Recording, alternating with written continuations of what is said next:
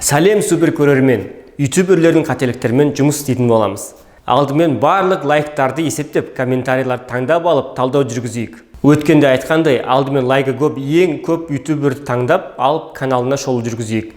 Ең бірінші Мақсат Қазыбеков, Мако KZ, Стрекс, Кленни, Ақтолқын Серікбаева, Флеш KZ, Ислам Рамазанов, Стрендж, Камола, Эра KZ.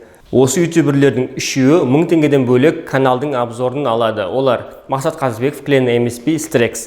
Және бонус ретінде Флеш KZ-ті алдық, өйткені оның комментариясында отклик көп болды. Ал кеттік. Мақсат Қазыбеков лайв каналын көрейік.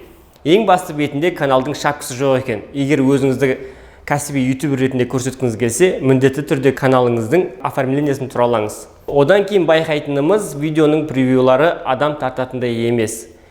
Өте көп жазу, әртүрлі әріптер адам көз шаршайтындай көп түс қолданылған. Егер превьюді қалай жасайтыныңызды білмей жатсаңыз, популярны ютуберлерден көріп, солардыкіндей жасаңыз. Одан кейін басты бетте мәлімет аз, еш болмаса плейлист қойып қойыңыз. Енді видеоларға өтейік. Қарап отырсақ, белгіленген бір стиль жоқ. Превьюда, видеоларда да бір стиль ұстану керек. Өйткені подписчиктер сіздің каналыңызда не туралы мәлімет алатынын бірден білу керек. Ең көп просмотры бар видеоны қойып көрейік. Басындағы превьюі өте қысқа, бұл өте жақсы. Енді бастап жатқан ютубер болсаңыз, мүлдем заставкасыз бастасаңыз дұрыс. Немесе қатты қойғыңыз келіп жатса, ортасына қарай қойыңыз. Астындағы Power Director деген жазу бәрін құртып тұр. Ондай қателік жасамаңыздар.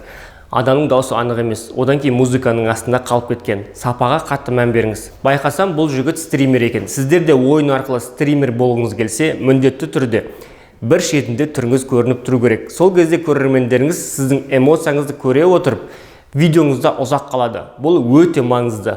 Дауыс мүлдем түсініксіз және нақтылық жоқ. Сондықтан қосымша микрофон немесе еш болмаса наушниктің микрофонын қолданыңыз.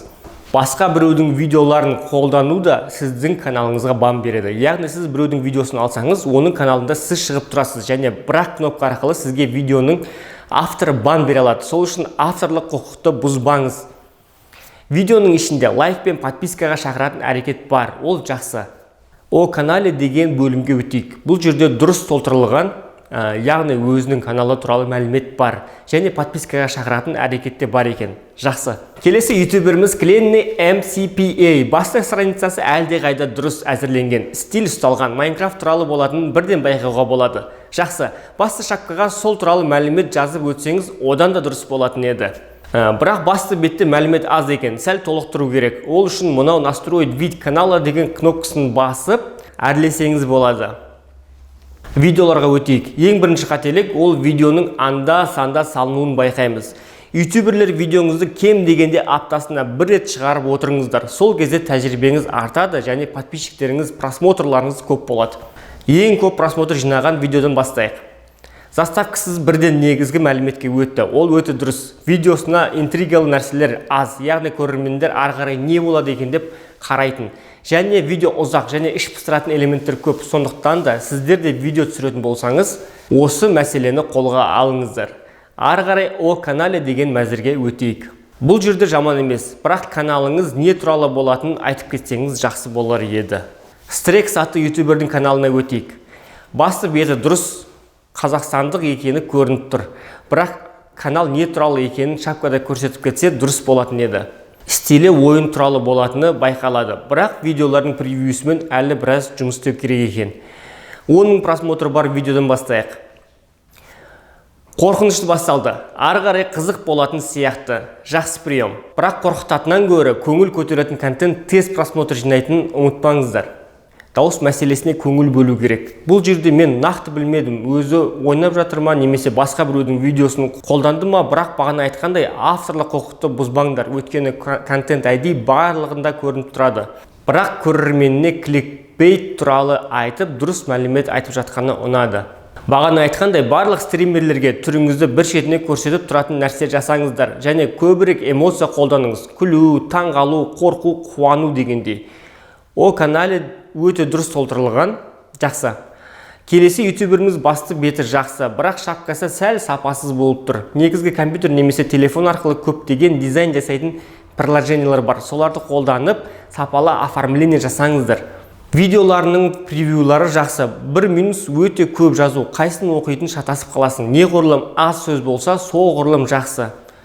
Вау, мынау видеосында 30.000 просмотр бар екен. Бекерден бекер 4-ші болып таңдамаппын. Дизлайгі да почти жоқ екен. Заставкасы жоқ екен, ол жақсы. Дауыс мәселесіне көңіл бөл. Минустарының бірі авторлық контент болу керек. Одан кейін жоғарыда басқа ютуберлерге айтылған барлық нәрселерге мән бер.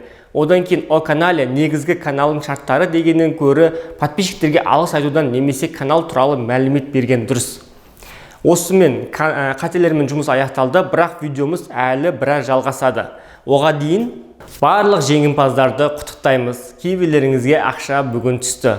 Каналдарыңызды жарнамалаңыздар, келесі видеоларда қалай дұрыс жарнама жасауды айтатын боламын. Жіберіп алмау үшін тіркелуді ұмытпаңыз. Пайдалы нәрсе білсеңіз, лайк басып, видеомен бөлісуді ұмытпаймыз.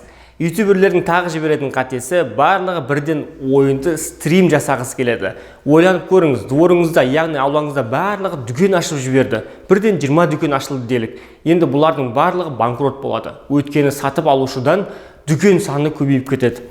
Сондықтан да сіздер де барлығыңыз бір теманы қолай бермей, әртүрлі тақырыпты зерттеңіз. Одан кейін жоспар жоқ. Бүгін шығаратын, ендігі апта, ендігі айда қандай видео шығарасы, соны міндетті түрде жоспарлап қойыңыз. План болған сайын оңай болады. Айтатын нәрсеңізді жазып алыңыз. Сол кезде айтатын нәрсеңіз жүйелі, қызықты болады. Приколдар, әзілдер, қызықты нәрселер қосыңыз. Әр қазақ бай, заманауи болу керек. Сол үшін осы видеомен өзіңіздің ең жақсы көретін досыңызбен бөлісіңіз. Ең бай ютуберлер қатарынан кездескенше. Сау болыңыздар.